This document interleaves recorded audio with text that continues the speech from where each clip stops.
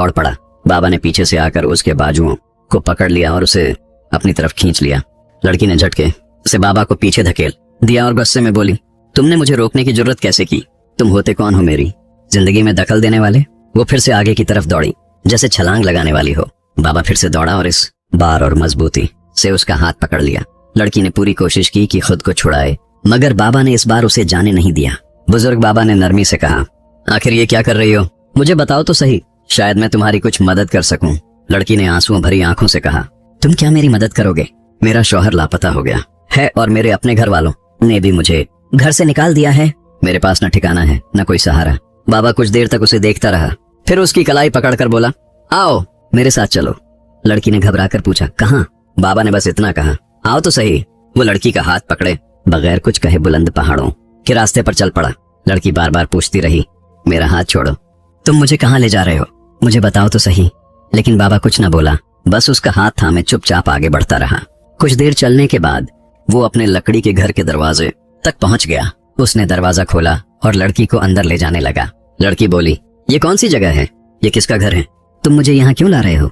बाबा ने अंदर जाकर उसका हाथ छोड़ा और दरवाजा बंद करके अंदर से कुंडी लगा दी। लड़की घबरा गई और जोर से बोली, ये क्या कर रहे हो? दरवाजा क्यों बंद किया? मुझे यहाँ क्यों ले आए हो? बोलो क्यों नहीं? बाबा खामोश रहा, बस उसे देखता रहा। फिर अचानक वो दरवाजा खोलकर बाहर निकल गया और बाहर से भी कुंडी लगा दी। लड़की ने चीखते हुए दरवाजा पीटना शुरू कर दिया, तुमने मुझे अंदर क्यों बंद किया है? कहाँ जा रहे हो? मगर बाबा ने एक न सुनी और पहाड़ों की तरफ चढ़ता गया। अब रात हो चुकी थी। लड़की घर के अंदर अकेली थी। सारा दिन दरवाजा पीटते पीटते वो थक चुकी थी, मगर वहां सुनने वाला कोई न था। बाहर अंधेरा गहरा होता जा रहा था। अचानक उसे दरवाजा खुलने की आवाज सुनाई दी। वो दौड़कर दरवाजे की तरफ गई तो देखा कि बाबा अंदर दाखिल हो रहा है। लड़की ने गुस्से से कहा, तुमने मुझे यहाँ क्यों लाया? दिन भर के लिए बंद करके कहाँ चले जाते हो? बाबा उसके करीब आया और बड़े सुकून से बोला, घबराओ मत, इस घर को अपना ही घर समझो। तुम आज के बाद मेरे पास रहो, तुम्हें कहीं और जाने की जरूरत नहीं है। उसकी आंखों में एक अजीब सी चमक थी, जैसे उसके दिल में कुछ चल रहा हो। लड़की ने हिचकिचाते हुए कहा, मेरे घर वालों ने मुझे निकाल दिया है, तुम मुझ पर इतनी मेहरबानी क्यों कर रहे हो? बाबा ने नरमी से बातें करके लड़की को यकीन दिला दिया। लड़की जो पहले ही जिंदगी की मार खा चुकी थी और जिसका कोई ठिकाना न था, वो अब वहां रहने को राजी हो गई। बाबा ने उसे एक चारपाई दी और कहा, यहाँ सो जाओ। लड़की लेट गई और सो गई। बाबा अपने बिस्तर पर जाकर लेट गया, मगर उसकी आंखों में नींद न थी। वो सारी रात उस लड़की के बारे में सोचता रहा कि कितनी हसीन है, कितनी मासूम और टूटी हुई। वो अपने दिल में कहता रहा। सुबह हुई तो बाबा लड़की के पास गया और काफी देर तक उसके चेहरे को देखता रहा। अचानक लड़की की आंख खुली तो उसने झट से अपनी चादर को ठीक किया और हैरान होकर बोली, क्या हुआ? आप क्या करने आए हो? बाबा ने नरमी से कहा, सुबह हो गई है, जाग जाओ। लड़की उठकर बैठ गई। तभी बाबा दरवाजे की तरफ गया और बाहर निकलकर दरवाजे की कुंडी बाहर से लगा दी। लड़की घबराकर दौड़ती हुई दरवाजे पर आई और जोर से बोली, अब दरवाजा क्यों बंद कर दिया? क्या मसला है?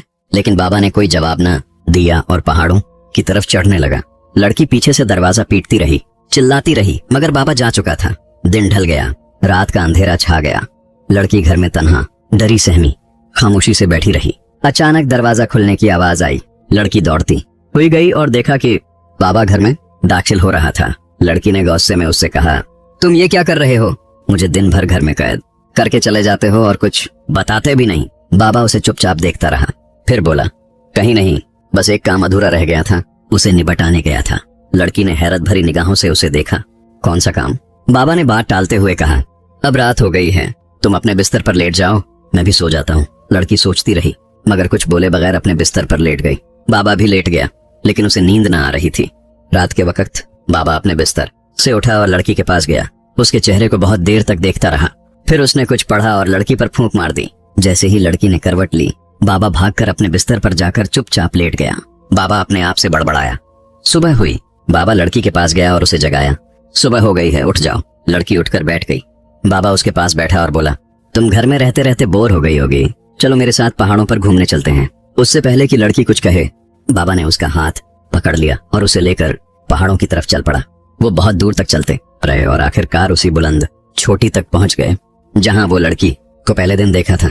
जब वो दोनों पहाड़ की उस बुलंद चोटी पर पहुंचे तो बाबा ने लड़की से कहा, तुम यहाँ जरा लेट जाओ, मैं अभी आता हूँ। लड़की ने हैरानी से पूछा, तुम कहाँ जा रहे हो और मुझे यहाँ क्यों लेटने को कह रहे हो? बाबा ने बात घुमाकर कहा, तुम बहुत थक गई होगी, बस इसलिए कह रहा हूँ। तुम जरा आराम कर लो, जमीन पर सीधा लेट जाओ, हाथ पांव सीधे करके। लड़की को बाबा की बातें बहुत अजीब लग रही थीं। वो डरते डरते जमीन पर लेट गई। बाबा ने कहा, अब आंखें बंद करो। लड़की बोली, आंखें क्यों बंद करूं? बाबा बोला, कह रहा हूं बस आंखें बंद करो। लड़की को कुछ समझ नहीं आ रहा था कि ये सब क्या हो रहा है, फिर भी उसने जैसे तैसे अपनी आंखें बंद कर लीं। बाबा धीरे से उसके पास आया और उसके करीब बैठ गया। वह बहुत देर तक लड़की को देखता रहा, फिर उसने कुछ पढ़ा और उस पर फूंक मार दी। लड़की अभी आंखें बंद किए पड़ी थी।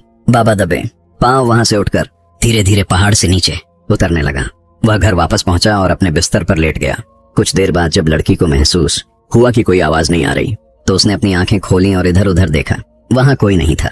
उसने बाबा को पुकारा, आवाजें दी, मगर कोई जवाब न मिला। लड़की वहां पहाड़ की चोटी पर अकेली बैठी रही। रात होने लगी, अंधेरा गहरा होने लगा और लड़की डरी सहमी बैठी बाबा का इंतजार करती रही। फिर अचानक उसे पहाड़ पर किसी के आने की आहट सुनाई दी। उसने नीचे झांक कर देखा तो बाबा फिर से पहाड़ पर चढ़ कर उसी की तरफ आ रहा था। जब बाबा उसके पास पहुंचा तो लड़की गुस्से से भरकर बोली, ये तुम क्या कर रहे हो? कभी मुझे घर में बंद कर देते हो, कभी पहाड़ों पर ले जाकर जमीन पर लिटा देते हो। यह सब क्या है? तुम मुझे बताते क्यों नहीं? बाबा कुछ न बोला, बस उसे देखता रहा। फिर उसने लड़की का हाथ पकड़ा और उसे लेकर वापस घर की तरफ चलने लगा। रात बहुत हो चुकी थी। घर पहुंचकर बाबा ने लड़की से कहा, जाओ अपने बिस्तर पर लेट जाओ। लड़की अपने बिस्तर पर लेट गई, लेकिन वह सोते हुए भी यही सोचती रही कि यह बाबा रोज कुछ न कुछ अजीब हरकतें क्यों करता है, कहीं यह सब कोई चाल तो नहीं। इसी सोच में उसकी आंख लग गई। बाबा भी अपने बिस्तर पर लेट गया और सो गया। रात के वक्त लड़की को महसूस हुआ जैसे कोई उसके पास है। उसने अपनी आंखें हल्के से खोली तो देखा कि बाबा उसके सिरहाने खड़ा है। बाबा काफी देर तक उसे देखता रहा, फिर उसने कुछ पढ़ा और उस पर फूंक मार दी। लड़की कुछ न बोली और सोने का नाटक करती रही और चुपके से यह तमाम मंजर देखती रही। सुबह के वक्त बाबा लड़की के पास आया और उसे जगाया। लड़की उठी। फिर बाबा ने उससे कहा, चलो आओ बाहर घूमने चलते हैं। लड़की, जो पहले ही बहुत डरी हुई थी और जिसे बाबा की हरकतों पर शक होने लगा था, बोली, नहीं मैं कहीं नहीं जा रही। बाबा ने जबरदस्ती उसका हाथ पकड़ लिया और उसे उसी पहाड़ की तरफ ले गया। पहाड़ों पर चढ़ने के बाद बाबा ने लड़की से कहा, यहाँ पर उल्टा लेट जाओ। लड़की चीख कर बोली, तुम कोई पागल हो क्या? तुम्हारा दिमाग ठीक है? कभी मुझे घर में बंद कर देते हो, कभी पहाड़ पर ले जाकर कहते हो सीधे लेट जाओ, अब कह रहे हो उल्टा लेट जाओ। ये सब क्या है? तुम मुझे बताते क्यों नहीं? बाबा बोला, मैंने तुमसे कहा है ना उल्टा लेट जाओ। लड़की बोली, मैं अब हरगिज उल्टा नहीं लेटूंगी, तुम मुझे कोई पागल लगते हो। ये किस किस्म की हरकतें कर रहे हो? बाबा बोला, वह भी तुम्हें समझाया जाएगा, बस मेरी ये आखिरी बात मान लो। इस पहाड़ पर उल्टा लेट जाओ।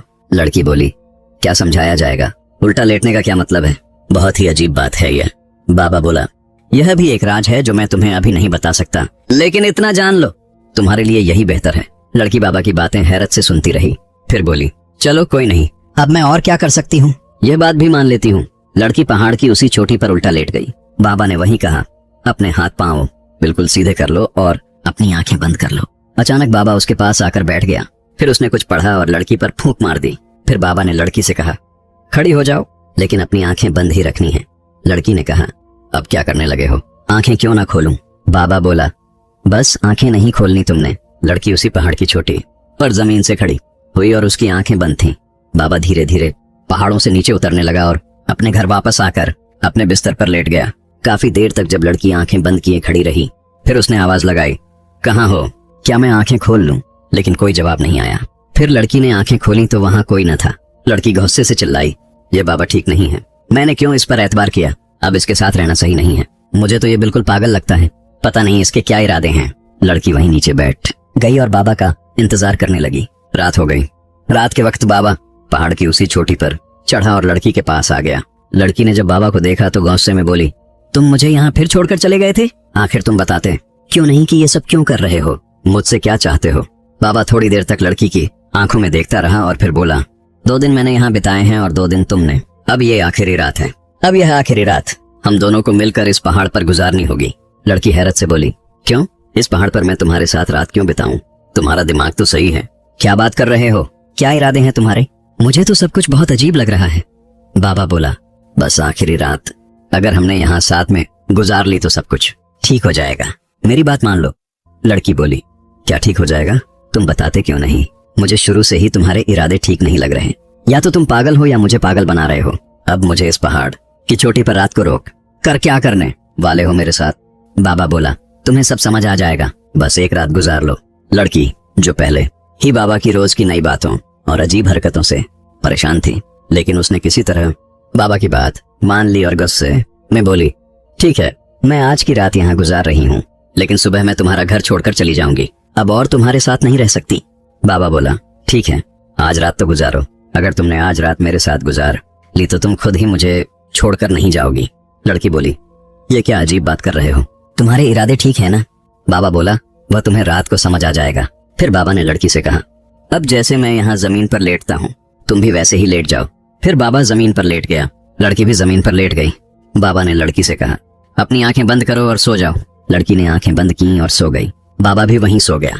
रात के आखिरी पहर जब सूरज निकलने वाला था, फिर उसने लड़की पर फूंक मारी। उसके बाद बाबा ने लड़की को जगाया और कहा, खड़ी हो जाओ, लेकिन अपनी आंखें बंद ही रखो। लड़की बोली, अब यह क्या नया पागलपन है, आप मुझे फिर से यहाँ छोड़कर तो नहीं जा रहे? मैं अब आंखें बंद नहीं करूंगी, पहले 2 बार आंखें बंद की थी तो तुम मुझे यहीं छोड़कर चले गए। बाबा ने कहा, नहीं, इस बार ऐसा नहीं होगा, तुम अपनी आंखें बंद रखो। लड़की, जो अब थक चुकी थी, उसने गुस्से में कहा, अच्छा चलो ठीक है।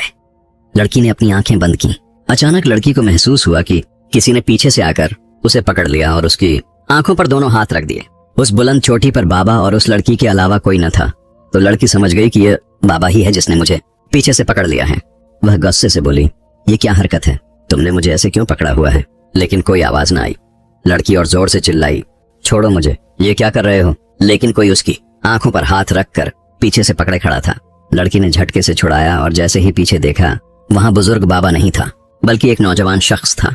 लड़की उसे देखकर दंग रह गई और जोर जोर से चिल्लाने लगी, ये तो मेरा शौहर है। लड़की दौड़ती हुई उस नौजवान से जाकर लिपट गई। वह खुशी से चीख रही थी, तुम यहाँ कैसे आ गए? मैंने तुम्हें कहाँ कहाँ नहीं ढूंढा। तुम कहाँ चले गए थे? लड़की की खुशी की कोई इंतहा न थी।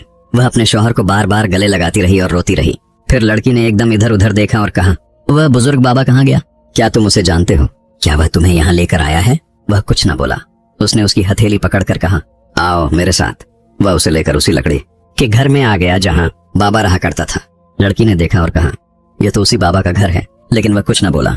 लड़की ने फिर कहा, तुम मुझे यहाँ क्यों लेकर आए हो? शौहर बोला, तुम पहले भी तो यहाँ रहती थी, अब भी रह लो। लड़की हैरत से अपने शौहर की तरफ देखने लगी। तुम्हें कैसे मालूम? उसका शौहर मुस्कुराते हुए बोला, मुझे सब कुछ मालूम है, यह बाबा का ही घर है, लेकिन पहले तुम यह बताओ कि वह बाबा कैसा इंसान था। लड़की बोली, पता नहीं, अच्छा था या बुरा, लेकिन वह बहुत अजीब और गरीब हरकतें करता था।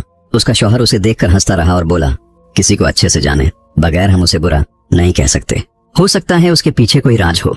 फिर उसके शौहर ने कहा, तुम एक दिन यहाँ इस छोटी से कूदकर अपनी जान देने आई थी, फिर तुम्हें उस बाबा ने बचाया। वह तुम्हें इस घर में ले आया और हर रात कुछ ना कुछ अजीब करता रहा, तुम पर कुछ पढ़कर फूंकता रहा। कभी वह घर से गायब रहता और तुम्हें अंदर कैद कर देता, और कभी वह तुम्हें पहाड़ पर ले जाकर चट्टानों पर लिटा देता। लड़की अपने शौहर के मुंह से ये बातें सुनकर चौंक गई। तुम्हें ये सब कैसे मालूम? मेरे साथ तो यही सब कुछ हुआ है। उसका शौहर बोला, मुझे सब कुछ मालूम है, लेकिन इससे पहले कि मैं सब कुछ बताऊं, क्या तुम नहीं जानना चाहोगी कि मैं कहाँ चला गया था? लड़की बोली, हाँ, तुम कहाँ गए थे? शौहर बोला, याद है जिस दिन मैं घर से बाहर निकला था और फिर कभी लौट कर नहीं आया? लड़की बोली, हाँ, वह दिन मैं कभी नहीं भूल सकती। शौहर ने कहा, उसी दिन जब मैं घर लौट रहा था तो रास्ते में मुझे एक लड़की मिली जो बड़ी रहस्यमयी लग रही थी। उसने मुझसे कहा, तुम मुझसे शादी कर लो। मैंने गुस्से में कहा, तुम क्या कह रही हो? मैं पहले से शादीशुदा हूँ, मेरी बीवी मेरा इंतजार कर रही है। उस लड़की के चेहरे से मुझे डर लग रहा था। वह कोई आम लड़की नहीं थी। जब मैंने उसे ठुकराया तो उसने मुझ पर कुछ पड़ा और फूंका, और मैं एक पल में नौजवान से बुजुर्ग बन गया। उसके बाद मैं घर की तरफ दौड़ा, मगर जब दरवाजे तक पहुंचा तो मेरे दिल में ख्याल आया कि इस हालत में तुम मुझे पहचान नहीं पाओगी, और एक बूढ़े आदमी की सूरत में तुम्हारा सामना कैसे करूंगा। फिर मैं वापस मुड़ गया और उसी जगह पर भागा जहां वह लड़की मिली थी, लेकिन वह कहीं ना मिली। थक हार कर मैं लौट रहा था कि रास्ते में मुझे एक बुजुर्ग संत मिला। मैंने उसे सब कुछ बताया। उसने कहा, यह एक काला जादू है, मगर नेक नियति और सच्चाई के आगे यह भी टिक नहीं सकता। उसने मुझे बताया कि इस जादू से बचने के लिए मुझे किसी वीरान जगह में अकेले रहना होगा।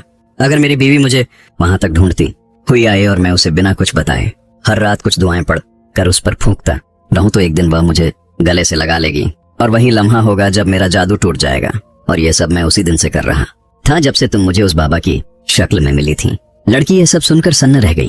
फिर बोली, क्या कहा तुमने? क्या वह बुजुर्ग बाबा तुम ही थे?